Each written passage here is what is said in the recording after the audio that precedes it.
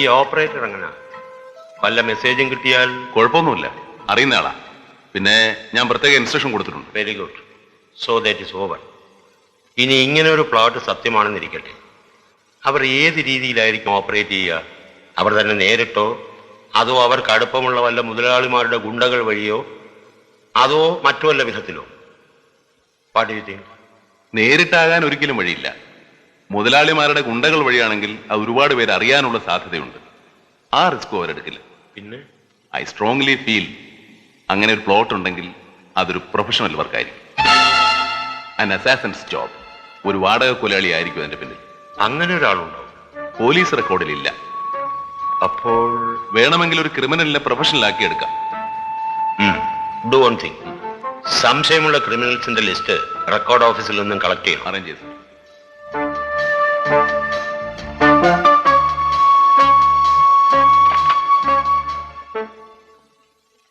ഒരുപക്ഷെ അയാളൊരു ഔട്ട്സൈഡർ ആണെങ്കിൽ, വേറൊരു സ്റ്റേറ്റിൽ നിന്നും. പോസിബിലിറ്റീസ് ഉണ്ട് sir. Contact crime branch headquarters of all major cities. അവരുടെ ക്രൈം റെക്കോർഡിൽ ഒരു പ്രൊഫഷണൽ അസാസിന്റെ അറ്റംപ്റ്റിനെ കുറിച്ച് എന്തെങ്കിലും വിവരമുണ്ടെങ്കിൽ, ആരായിരുന്നു അയാൾ, എങ്ങനെയായിരുന്നു ഓപ്പറേഷൻ, അയാൾ ഇപ്പോൾ എന്ത് ചെയ്യുന്നു, gather all informations. Yes sir. Sir, CMന്റെ സെക്യൂരിറ്റി ആദ്യമൊന്നും സമ്മതിച്ചില്ല. പിന്നെ IG യുടെ നിർബന്ധത്തിന് വഴങ്ങി വീട്ടിൽ 2 സെൻട്രീസിന് പോസ്റ്റ് ചെയ്യാൻ സമ്മതിച്ചിട്ടുണ്ട്. സർ.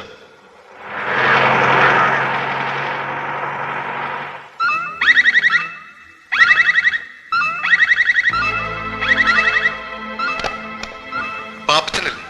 അതെ. വിശ്വം എല്ലാം അറേഞ്ച് ചെയ്തിട്ടുണ്ട്. ഞാൻ നാളെ രാവിലെ മദ്രാസിലേക്ക് പോകും. അവിടെ നിന്ന് ബോംബെയിലേക്ക്. 2 ആഴ്ച കഴിഞ്ഞ് മടങ്ങി വരും. ഞാൻ തിരിച്ചു വരുമ്പോൾ. താനെന്തിനാ ഈ സമയത്ത് പോകുന്നത്? പോയിട്ട് അത്യാവശ്യമുണ്ട്.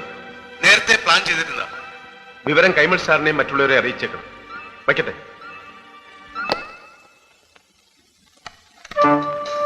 പാപ്പച്ചനല്ലേ? അതെ. വിശ്വം എല്ലാം അറേഞ്ച് ചെയ്തിട്ടുണ്ട്. ഞാൻ നാളെ രാവിലെ മദ്രാസിലേക്ക് പോകും. അവിടെ നിന്ന് ബോംബെയിലേക്ക്.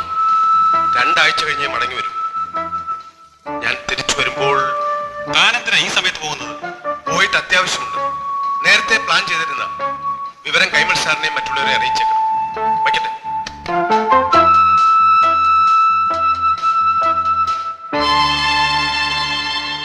നമുക്ക് ആ വിശ്വത്തെയും പാപ്പത്തിനെയും കസ്റ്റഡിയിലെടുത്താലോ? വേണ്ട വേണ്ട, ആ പാപ്പച്ചനെ വെറുതെ വിട്ടേ. അയാളെ തുടൻ. ഈ തെളിവ് വെച്ചൊന്നും ചെയ്യാൻ ഒക്കില്ല. കൂടാതെ അയാൾ MLA ആണ്. ഈ ലോകം മുഴുവൻ അറിയും. വെറുതെ പുലിവാലാകും. അപ്പോ വിശ്വത്തെയോ? നിയമപരമായി അയാളെ ഒന്നും ചെയ്യാൻ പറ്റില്ല. ഇതിലെന്താ ഉള്ളത്? അയാൾ എന്തോ അറേഞ്ച് ചെയ്തിട്ടുണ്ടെന്നും മദ്രാസിലോ ബാംബയ്ക്കോ പോവുകയാണെന്നും പറഞ്ഞു. അതിനെന്താ? Nothing wrong in it. പിന്നെ നമുക്ക് അയാളെ സംശയമുള്ളതുകൊണ്ട് വി വിൽ ട്രൈ. ഇപ്പൊ തന്നെ പോയാലോ? അത് വേണ്ട സർ. അയാൾ പറക്കാൻ തുടങ്ങട്ടെ. അയാൾ ഇവിടെ ഇല്ല എന്നുള്ള ധാരണയെ തന്നെ മറ്റുള്ളവർ ഇരുന്നോട്ടെ.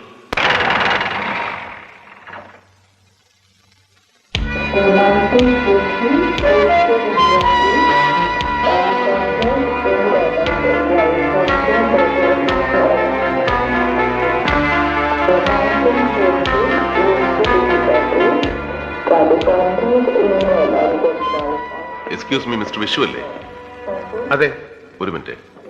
എന്താ? ഞാൻ പാപ്പച്ചൻ പറഞ്ഞിട്ട് വന്നത്. Thomas Pappachan MLA. എന്തിനാ? ഒരു കാര്യം പറയാനുണ്ടായിരുന്നു. ഒന്ന് വരും പ്ലീസ്.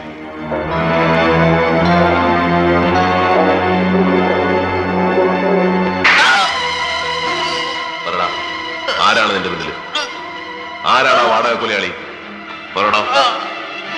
പറയാൻ പറഞ്ഞില്ലെങ്കിൽ ഞാൻ കൊന്നുപോയി. പറയണം. പറയാൻ.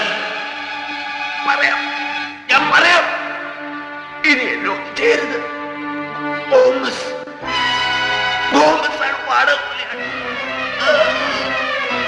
അവൻ എവിടെ ഉള്ളത്? അവൻ എവിടെയുള്ളത് എനിക്കറിയില്ല. ഞാൻ ഒരു ഹോട്ടലിൽ വെച്ചാ.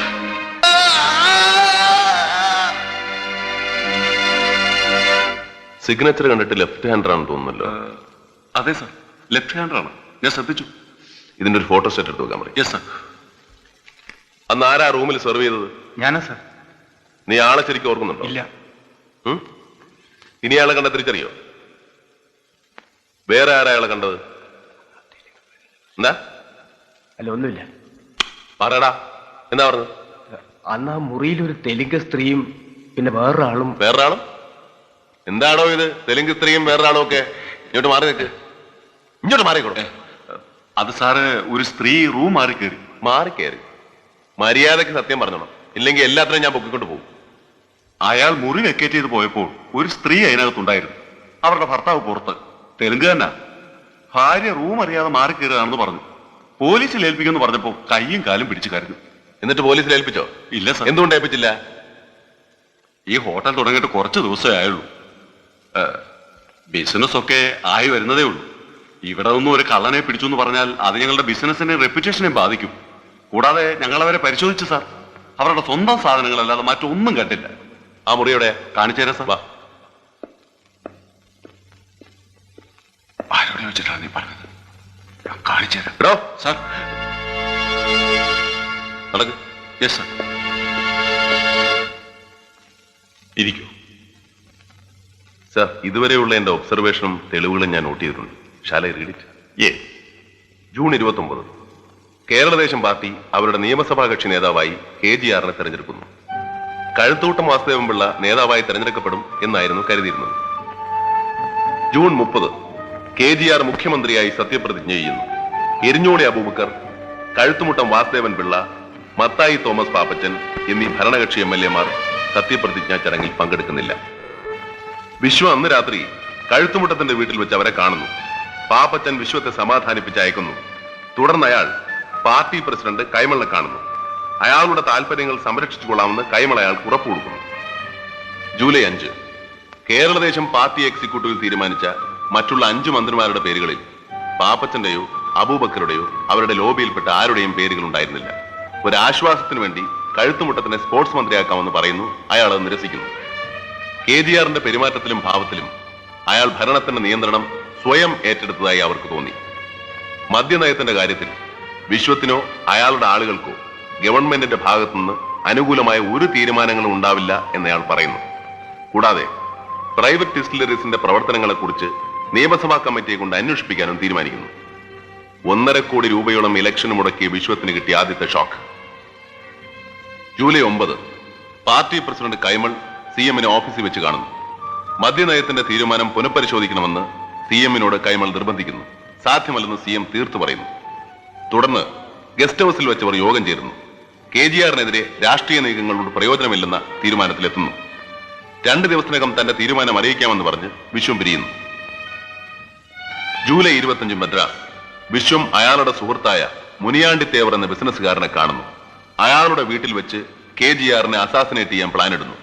അയാളുടെ ലിസ്റ്റിൽപ്പെട്ട ഒരു വാടക കുലാളിയുടെ സഹായം അഭ്യർത്ഥിക്കുന്നു. ഇപ്പോൾ ആ തേവർ എവിടെയാണ്?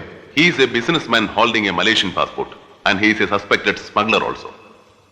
അതിന്റെ ആവശ്യങ്ങൾക്ക് വേണ്ടി അയാൾ മദ്രാസ് സന്ദർശിക്കും. പക്ഷേ മദ്രാസ് പോലീസിൽ അന്വേഷിച്ചപ്പോൾ അറിയാൻ കഴിഞ്ഞത് അവരുടെ പക്കൽ അയാൾക്കെതിരെ വ്യക്തമായ ചാർജ് ഒന്നുമില്ല. അതുകൊണ്ട് ഇന്റർപോളിനോ മലേഷ്യൻ പോലീസിനോ നമ്മളെ സഹായിക്കാനാവില്ല. But I have requested the Crime Branch Headquarters Madras to inform us immediately if this Thevar is found again in Madras. July 28 Gomez എന്ന വാടക കൊലയാളി ഇവിടെ മ്യൂസിയത്തിൽ വെച്ച് വിശ്വവുമായി കണ്ടുമുട്ടുന്നു. CM-നെ അസാസിനേറ്റ് ചെയ്യാനുള്ള പ്ലാൻ ഉറപ്പിക്കുന്നു. ഈ ഗോമസ് എന്നുള്ള പേര് തന്നെ ഫേക്കാണ്. വിശ്വത്തിന് ഇയാളുടെ യഥാർത്ഥ പേരോ ഒറിജിനോ നാടോ ഇപ്പോ താമസിക്കുന്ന സ്ഥലമോ ഒന്നും അറിയില്ല. August 1 hotel jazz room number 712 വെച്ച് 20 ലക്ഷം രൂപ ഇൻ ക്യാഷ് വിശ്വം ഗോമസിനെ ഏൽപ്പിക്കുന്നു. 15 ദിവസത്തിനകം ഗോമസ് എന്ന വാടക കൊലയാളി KGR-നെ അസാസിനേറ്റ് ചെയ്യും. എപ്പോ, എവിടെ വെച്ച്, എങ്ങനെ എന്നുള്ളതിനെ കുറിച്ച് ഈ ലോകത്ത് ആ കൊലയാളിക്കല്ലാതെ വേറെ ആർക്കും അറിയില്ല.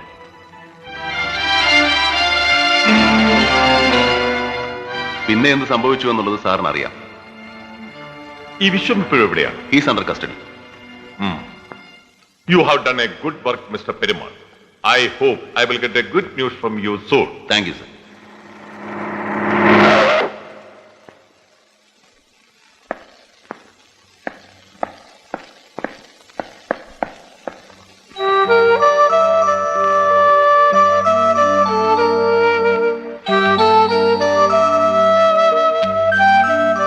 സാർ, ഇവരിതൊക്കെ പല ഹോട്ടലിൽ നിന്നായി മോഷ്ടിച്ചതാ. ഇവരുടെ ഫോർമാലിറ്റീസ് കഴിഞ്ഞില്ലേ? Yes sir. ഞാനൊരു കൊണ്ടുപോയിക്കോട്ടെ. ശരി സാർ. അടോ നടക്കടാ. എവിടേക്കാ ഞങ്ങളെ പോടാ. കൊണ്ടുപോണേ? സാർ എന്തിനാ ഉപദ്രവിക്കുന്നത്? മര്യാദക്ക് പറഞ്ഞാ പോരെ? നടക്കുമോളെ.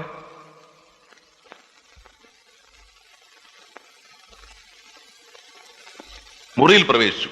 ആ ആളും വേറൊരാളും കൂടെ. ആ ആളുടെ കയ്യിൽ ഒരു പെട്ടി ഉണ്ടായിരുന്നു. എന്നിട്ട് എന്ത് സംഭവിച്ചു?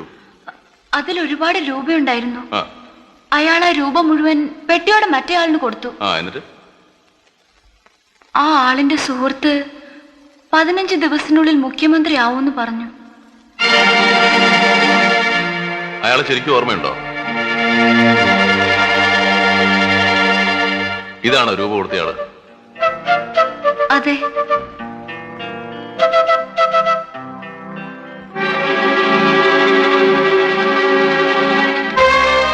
ഇതിലേതുപോലെ ഇരിക്കും അയാളുടെ കണ്ണുകൾ?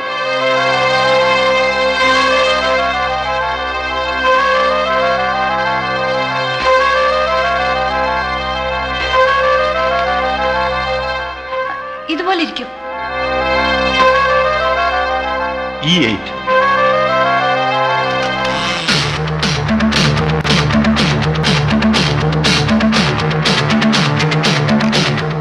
മൂക്കോ?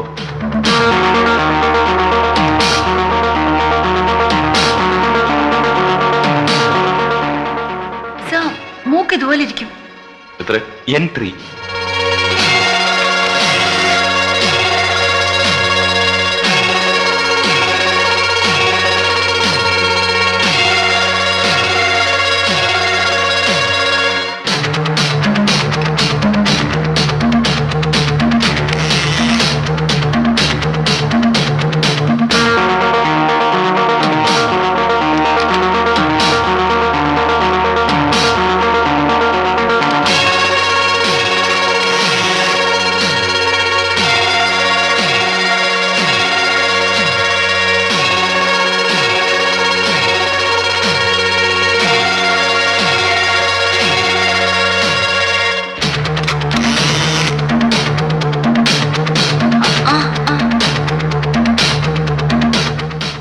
ഏതാണ്ട് ഇതുപോലെയാണ് സാർ. ഇത് ഫിനിഷ് ചെയ്തിട്ട് ഒരു ഫോട്ടോ കോപ്പി എടുക്കണം. Yes sir.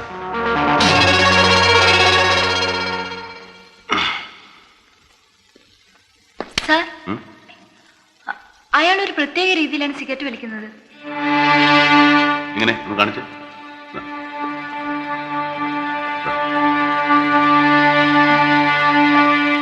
ഇങ്ങനെ പിടിച്ചിട്ട് വലിച്ചിട്ട് ഇങ്ങനെ.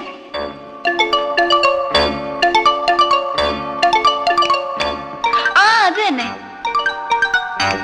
അങ്ങനെ തന്നെ.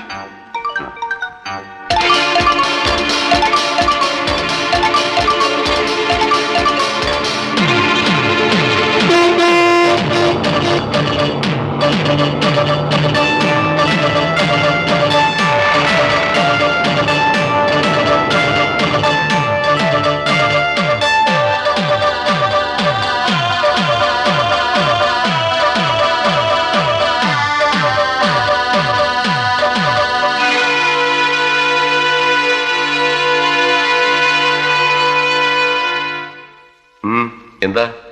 CM ഉണ്ടോ? ഉണ്ടല്ലോ. കാണണോ? ഇതൊന്ന് ഫിലപ്പ് ചെയ്താ. വേണ്ട, ചില വിവരങ്ങളൊക്കെ അറിഞ്ഞാൽ മതി. എന്താ അറിയേണ്ടത്? ഞാൻ മാവേലിക്കരയിൽ നിന്ന് വരിക. പേര് സക്കറിയ. അത് ശരി. ബിസിനസ്സുകാരനാണ്. അതിന്റെ കൂടെ ചില സോഷ്യൽ ആക്ടിവിറ്റീസ് ഒക്കെ ഉണ്ട്. അത് ശരി. ഞങ്ങൾ നാട്ടുകാരെല്ലാവരും കൂടി ഒരു അഗതി മന്ദിരം തുടങ്ങാനുള്ള പരിപാടിയുണ്ട്. പ്രായമായവർക്ക് വേണ്ടി ഈ ചെഷയർ ഹോം പോലെ.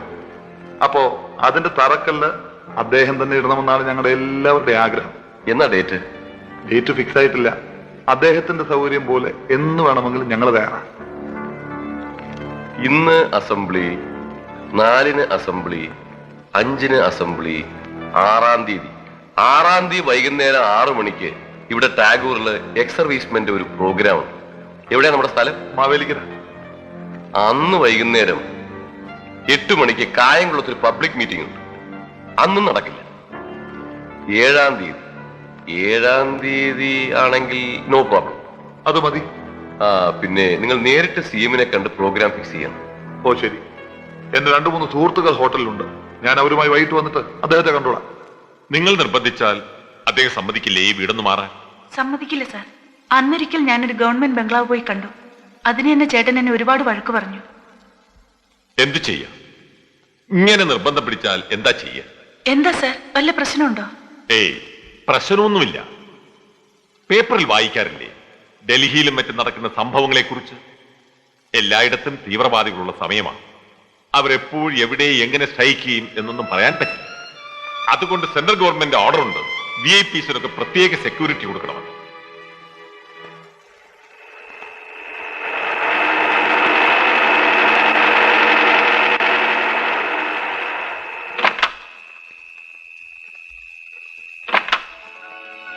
താനെന്താടോ ഇവിടെ? വരാതെ പറ്റുമോ? ഞങ്ങൾക്ക് തലവേദന ഉണ്ടാക്കി വെച്ചിരിക്കുകയല്ലേ. തലവേദന? ആ, നിങ്ങൾ ഈ വീട് മാറില്ല, ഇവിടെ തന്നെ താമസിക്കുമെന്ന് ശടിച്ചാൽ എന്ത് ചെയ്യും? ഓ, അത് ശരി. സെക്യൂരിറ്റി പ്രശ്നം. അതിന് രണ്ടുപേരോടെ ഉണ്ടല്ലോ രാവും പകലും ഡ്യൂട്ടിക്ക്. എന്നാലും വെറുതെ ഒന്ന് ചെക്ക് ചെയ്യാന്ന് കരുതി ഇറങ്ങിയത്. സാറെന്താ ഈ വഴിക്ക് പ്രത്യേകിച്ച്? Nothing sir. പിന്നെ പിന്നെ സെക്യൂരിറ്റിയുടെ കാര്യമാണെങ്കിൽ എനിക്ക് കേൾക്കണ്ട. സാറൊന്ന് നിർബന്ധിച്ചുകൊണ്ടാ രണ്ടുപേരെ ഡ്യൂട്ടിക്കിടാൻ ഞാൻ സമ്മതിച്ചത്. ഉള്ള ജോലിക്കേ ആളില്ല. അപ്പോഴാ സെക്യൂരിറ്റിയുടെ പേരും പറഞ്ഞ് പോലീസുകാരെ മെനക്കെടുത്താൻ ഞാൻ സമ്മതിക്കും. സാർ, അറ്റ്ലീസ്റ്റ് വീട് സാധ്യമല്ല. What is the problem now? Government ബംഗ്ലാവിൽ താമസിക്കാൻ പറ്റില്ല എന്ന് ഞാൻ അന്നേ പറഞ്ഞതല്ലേ. ഞാൻ വരട്ടെ. ശരി, താനെവിടെ പോകുന്നു? താനവിടെ നിൽക്കണോ? സാറേ, പെരുമാളിന് അത്യാവശ്യമുണ്ടോ? ഇല്ല സാർ. പെരുമാളിന്റെ പഴയ ഒരു സുഹൃത്താ. വിവർ കോളേജ് മേറ്റ്സ്. ഒരുപാട് നാളുകൾക്ക് ശേഷം ഞങ്ങൾ ഇപ്പോഴാണ് കാണുന്നത്. You meet me in the office tomorrow morning. Sir, പാടോ പോലീസ്.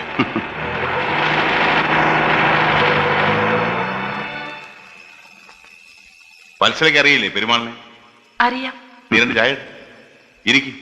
ഞാൻ ഈ ഡ്രസ് ഒന്ന് മാറിയിട്ട് വരാം.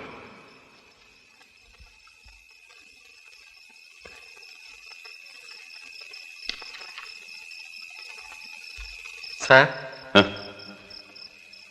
എന്നെ ഓർക്കുന്നുണ്ടോ? കഴിഞ്ഞ ബസ് സമരത്തിന് പിക്കറ്റ് ചെയ്തവരുടെ കൂട്ടത്തിൽ ഞാനും ഉണ്ടായിരുന്നു. സാർ എന്നെ തൂക്കിയെടുത്തൊരു ഏറെറിഞ്ഞു വാനിനകത്തേക്ക്. അതിന്റെ പാട് ഇപ്പോഴും വെളിയിലുണ്ട്. വേണ്ട, ഇതൊക്കെ ആരും ഓർക്കാനാ. നീ ഇപ്പോഴേതില്ല? പോലീസിൽ തന്നെ. അല്ല, അതെനിക്കറിയാം. ഏത് ഡിപ്പാർട്ട്മെന്റില്ല? Crime branch. Hello hello hello, മിനിസ്റ്ററുടെ വീട് തന്നെ? അനാച്ഛാദനമോ എന്ന് വെച്ചാ പ്രതിമയോ? ആ ഗോപിയോട് തൊള്ള തുറക്കല്ലേ എന്ന് പറ. 12-ാം തീയതി അവൻ വാ തുറന്നാ മതി, പിന്നെ മൈക്ക് പോലും വേണ്ട. അയാള് പറയായിരുന്നേ, ഞാൻ അയാളെ ബസ് ടിക്കറ്റിങ്ങിന് വാനിലേക്ക് എടുത്തെറിഞ്ഞ കാര്യം. എനിക്കും കിട്ടിയിട്ടുണ്ട് പണ്ടൊരിക്കൽ. ലാത്തി കൊണ്ടൊരു അടി. 84 ട്രെയിൻ തടയിൽ നിന്ന്. കഴുത മുഖപരിചയം പോലും കാണിച്ചില്ല. ദേ ഇവളാ ഒരാഴ്ച ആവി പിടിച്ചത്. അത് പിന്നെ ഓടിയ കൂട്ടത്തിൽ എന്റെ മുമ്പിൽ വന്നുവിട്ടാ ഞാൻ എന്ത് ചെയ്യും? ആളും നിരവൊക്കെ അപ്പൊ നോക്കാൻ പറ്റുമോ? പിന്നെ അത് മനസ്സിൽ വെച്ചുകൊണ്ട് എനിക്ക് ട്രാൻസ്ഫർ ഒന്നും അടിച്ച് തന്നേക്കരുത് കേട്ടോ. ട്രാൻസ്ഫർ ഒന്നും ഉണ്ടാവില്ല. പറ്റുമെങ്കിൽ ഞാനൊരു പ്രൊമോഷൻ ഫിറ്റ് ചെയ്യാം. ആ, അത് പോട്ടെ. ഫാമിലിയൊക്കെ എവിടെ? അച്ഛനും അമ്മയ്ക്കും ഒക്കെ സുഖമാണോ? ആ, സുഖം തന്നെ. അവരൊക്കെ നാട്ടിലാ. ഭാര്യയോ? പള്ളിക്കൂടം മതിയല്ലേ? അതെ. ഇങ്ങോട്ട് വല്ല ട്രാൻസ്ഫറും വേണോ? വേണമെങ്കിൽ പറ. ചെറിയ ചെറിയ റെക്കമെൻഡേഷൻസ് ഒക്കെ ഞാൻ സ്വീകരിക്കും. അങ്ങനെ വേണ്ട. ആളുകൾ പറയുന്നത് പോലെ ഞാൻ അത്ര അടമന്റോ മുഷ്കനോ ഒന്നുമല്ല. അത്യാവശ്യം ചില വെട്ടുവീഴ്ചകളൊക്കെ ചെയ്യും. ഈ കൈമൾ എങ്ങനാ നിങ്ങളുടെ പാർട്ടി പ്രസിഡന്റ്? നിങ്ങൾ തമ്മില് കുഴപ്പമൊന്നുമില്ല. നേരിയ അഭിപ്രായ വ്യത്യാസങ്ങളൊക്കെ ഉണ്ട്. അത് പിന്നെ ഏതിലായില്ലാത്തത്. കഴുത്തുമുട്ടം ഗ്രൂപ്പായിട്ടോ? പഴയ താപ്പാനകളല്ലേ. ഞാൻ മുഖ്യമന്ത്രിയായത് അവർക്കത്ര രുചിച്ചിട്ടില്ല. അതിന്റെ മുറുമുറുപ്പുണ്ടാവും. എല്ലാവരെയും പ്രീതിപ്പെടുത്തിക്കൊണ്ട് ഭരിക്കാൻ ഒക്കുമോ? പൊതുവേ പൊളിറ്റീഷ്യൻസ് എന്ന് പറഞ്ഞാൽ ഈറ്റിംഗ് മീറ്റിംഗ് ആൻഡ് ചീറ്റിംഗ് എന്നാ പൊതുധാരണ. അതൊന്ന് മാറ്റിയെടുക്കണ്ടേ? എന്താ ചോദിക്കാൻ കാര്യം? ഒന്നുമില്ല. ഞാൻ ഇറങ്ങട്ടെ. അപ്പോഴേ നീ ഇടയ്ക്കൊക്കെ വരണം. പഴയ സുഹൃത്തുക്കളെ കാണുന്നതും സംസാരിക്കുന്നതും മനസ്സിനൊരു സുഖമാ. പിന്നെ വല്ലപ്പോഴും ഭക്ഷണം എവിടെ നിന്നാകാം. എന്റെ വെമ്പർന്നവരെ നല്ലൊരു കുക്ക കേട്ടോ. വല്ലപ്പോഴും വന്നാൽ ഞാനില്ലേലും ആഹാരം കൊടുക്കണം. ഒരു കാലത്ത് എന്റെ ഒപ്പം നടന്ന് ഒരുപാട് മുദ്രാവാക്യം വിളിച്ച പയ്യനാ. അവൻ പോലീസുകാരനായി, ഞാൻ മുഖ്യമന്ത്രിയായി. ഞാൻ വരട്ടെ. ശരി ശരി.